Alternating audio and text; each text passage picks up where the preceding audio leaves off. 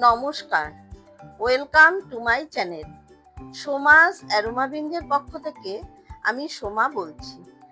আজ আমি আপনাদের সামনে হাজির হয়েছি এঁচোড়ের দারুণ সুস্বাদু একটা রেসিপি নিয়ে, যেটা আমি বানাবো মাটন কিমা দিয়ে। এটা অত্যন্ত সুস্বাদু, সম্পূর্ণ আমিষ একটা পদ, বাঙালির ভীষণই পছন্দ একটা রেসিপি।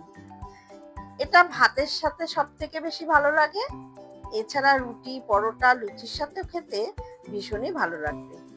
রেসিপিটা ভালো লাগলে একটা লাইক করে আমার চ্যানেলটা সাবস্ক্রাইব করে বরাবরের মতো পাশে থাকার অনুরোধ রইল। তাহলে চলুন রেসিপিটা শুরু করা যাক। রেসিপিটা বানানোর জন্য এখানে কেটে নিয়েছি এঁচোড় আর আলু। এঁচোড় একটু বড় বড় টুকরো করে কেটে নিয়েছি, আর আলুটাকেও এইভাবে বড় টুকরো করে কেটে নিয়েছি। আর এই এঁচোড়টাতে একটু ছোট ছোট দানা আছে। এঁচোড়ে একটু ছোট ছোট দানা থাকলে কিন্তু আমার বেশ ভালোই লাগে, খাওয়ার সময় বেশ মুখে পড়বে দানাগুলো। তবে দানাগুলো কিন্তু খুব শক্ত না আর খুব বড় না, খুবই ছোট ছোট আর কচি। এঁচোড় আর আলু কেটে আমি ভালো করে ধুয়ে নিয়েছি। আর এখানে নিয়েছি মাটন কিমা। এখানে 250 গ্রাম মাটন কিমা আছে, আর কিমাটাকে আমি ভালো করে ধুয়ে নিয়েছি। এবারে এই এঁচোড় আর আলুটা আমি ম্যারিনেট করে নেব। তার জন্য এখানে কিছু মশলা অ্যাড করে দেব। প্রথমে দিয়ে দিচ্ছি পেঁয়াজ বাটা। এখানে আমি একটা বড় সাইজের পেঁয়াজকে পেস্ট করে নিয়ে এর মধ্যে দিয়ে দিলাম। দিয়ে দিচ্ছি হাফ চা চামচ আদা বাটা, 1 চা চামচ কাঁচা লঙ্কা বাটা, হাফ চা চামচ রসুন বাটা। এবারে দিচ্ছি গুঁড়ো মশলাগুলো। দিয়ে দিচ্ছি হাফ চা চামচ হলুদের গুঁড়ো, হাফ চা চামচ লাল লঙ্কার গুঁড়ো, হাফ চা চামচ জিরের গুঁড়ো, হাফ চা চামচ ধনের গুঁড়ো, হাফ চা চামচ গরম মশলার গুঁড়ো। এবারে দিলাম 2 চামচ জল ঝরানো টক দই। আর দিচ্ছি পরিমাণ মতো লবণ আর 2 চা চামচ কাঁচা সর্ষের তেল। এবারে সমস্ত কিছু দিয়ে এঁচোড় আর আলু খুব ভালো করে মেখে নেব। যেভাবে আমরা মাংস সমস্ত মশলা দিয়ে মেখে তারপর রান্নাটা করি, ঠিক সেইভাবে এঁচোড় আর আলু মেখে নিয়ে তারপর রান্নাটা করব। এতে স্বাদ অনেক বেশি ভালো হবে, আর রান্নাটা করতেও খুব কম সময় লাগবে। এবারে এটাকে আমি 1/2 ঘন্টা রেখে দেব। যদি আপনাদের হাতে সময় থাকে তাহলে 1 ঘন্টাও ম্যারিনেট করে রাখতে পারেন। এবারে ঢাকা দিয়ে 1/2 ঘন্টা রেখে দিলাম। 1/2 ঘন্টা পর মূল রান্নায় ফিরে আসলাম। গ্যাসে কড়াই বসিয়ে তাতে দিয়ে দিলাম 2 টেবিল চামচ সর্ষের তেল। তেলটাকে হাই ফ্লেমে ভালো মতো গরম করে নিচ্ছি। তারপর গ্যাসের ফ্লেমটাকে লোতে রেখে এর মধ্যে কিছু গোটা গরম মশলা ফোড়ন দেব। দিয়ে দিচ্ছি 2টো শুকনো লঙ্কা, হাফ চা চামচ সাদা জিরে, 2টো ফাটিয়ে নেওয়া এলাচ, 4-5টা লবঙ্গ, একটু দারচিনি আর 2টো তেজপাতা। সমস্ত মশলাগুলো একটু ভেজে নিয়ে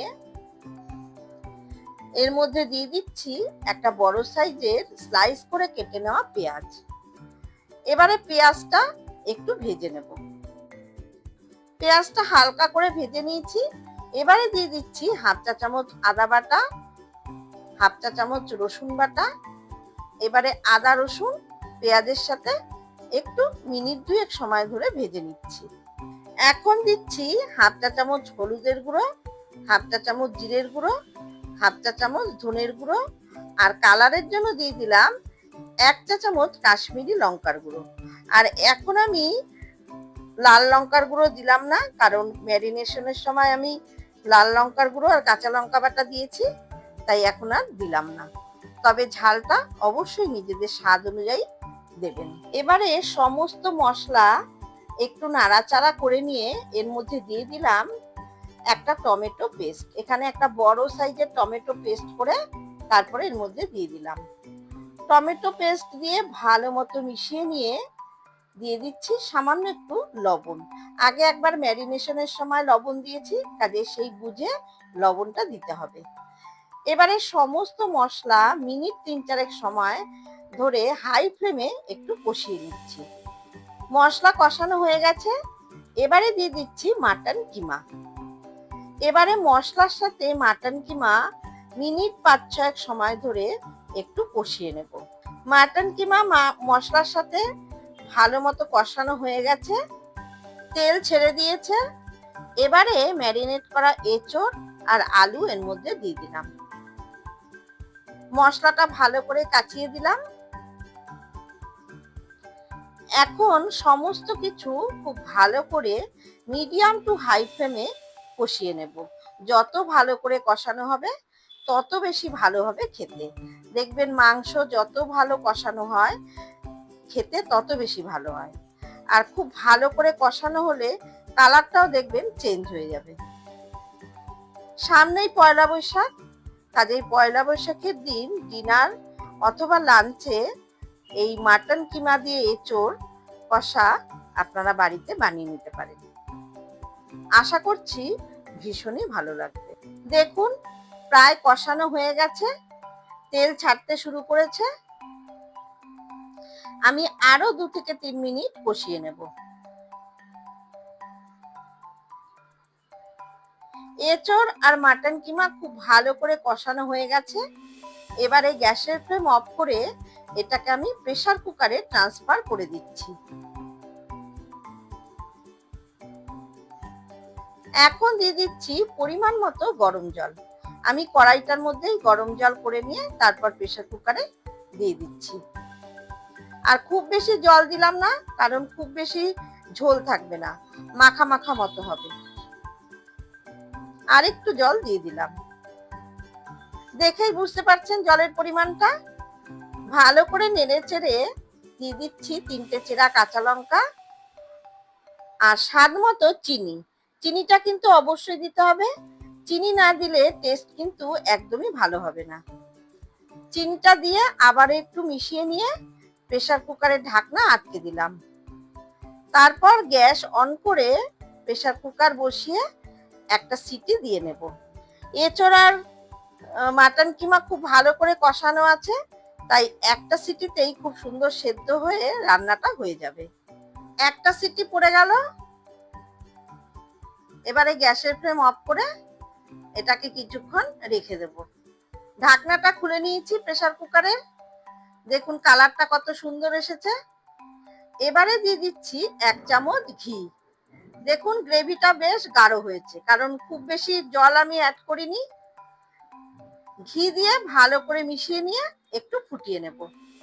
এখন দেখে নিচ্ছি এঁচোড় সুন্দর সেদ্ধ হয়ে গেছে, অথচ গলে যায়নি, বেশ গোটা গোটা আছে। আলুটাও তাই, দেখুন সুন্দর গোটা গোটা আছে, অথচ সুসিদ্ধ হয়ে গেছে। ঝোলটা ভালো মতো ফুটে উঠেছে। এবারে গ্যাসের ফ্লেম অফ করে ঢাকা দিয়ে 5 মিনিট স্ট্যান্ডিং টাইমে রেখে দেব। তারপর সার্ভ করে দিচ্ছি। দারুণ স্বাদের এই এঁচোড় আর মাটন কিমা রেসিপিটা খুব চটজলদি তৈরি করে নেওয়া যায়। তাহলে আমার আজকের রেসিপিটা পয়লা বৈশাখের দিন দুপুর অথবা রাতের মেনুতে রাখতেই পারেন। রেসিপিটা কেমন লাগলো অবশ্যই কমেন্ট করে জানাবেন। আর যদি ভালো লেগে থাকে তাহলে অবশ্যই লাইক করবেন, শেয়ার করবেন। আর যারা আমার চ্যানেলে নতুন বন্ধু তাদের কাছে অনুরোধ রাখবো, প্লিজ চ্যানেলটাকে সাবস্ক্রাইব করে পাশে থাকা বেল আইকনটাতে ক্লিক করবেন, যাতে আমার সমস্ত নতুন ভিডিওর আপডেট সবথেকে আগে আপনাদের কাছে পৌঁছে যায়। প্লিজ ভিডিওটা সম্পূর্ণ দেখবেন। ফিরে আসবো আবারও কোনো নতুন রেসিপি নিয়ে। ধন্যবাদ।